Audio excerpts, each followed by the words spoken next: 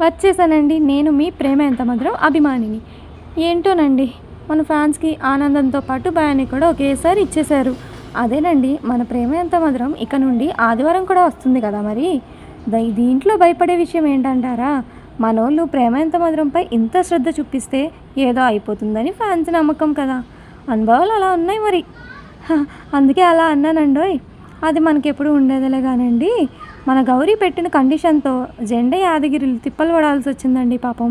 ఇంక ప్రోమోలో చూసినట్టే మన గౌరీ శంకర్లు ఆర్యాను రూమ్‌లోకైతే వెళ్లారండోయ్! ఇంక వెళ్ళిన తర్వాత ఏం జరిగిందో నేనేం చెప్తానులెండి. మీరే చూసేయండి మరి. వర్ధన్ కుటుంబం ఇంత సంతోషంగా ఉంటే రాకేష్ ఎలా ఊరుకుంటాడు చెప్పండి? విలనిజంలో వాళ్ళ నాన్నకు ఏమాత్రం తీసిపోలేదండి. మన జెండే ఊర్లో ఉండే ఒక సామెతలా ఈ రాకేష్ పక్కలో బల్లెంలా తయారయ్యాడండి. వర్ధన్ ఫ్యామిలీ సంతోషాన్ని చెరిపేద్దామని ఈ రాకేష్ గట్టి అస్త్రమే వాడాడండి. మరి ఆ అస్త్రం ఏంటో, దాన్ని వర్ధన్ ఫ్యామిలీ ఎలా ఎదుర్కొంటారో తెలుసుకోవాలంటే తప్పకుండా చూసేయండి మరి 'ప్రేమ ఎంత మధురం'ని. గుర్తుంది కదండోయ్! ఈ రోజు నుంచి ఆదివారం కూడా వస్తుంది, మర్చిపోకండే. ఉంటాను మళ్ళీ, రేపు కలుసుకుందాం.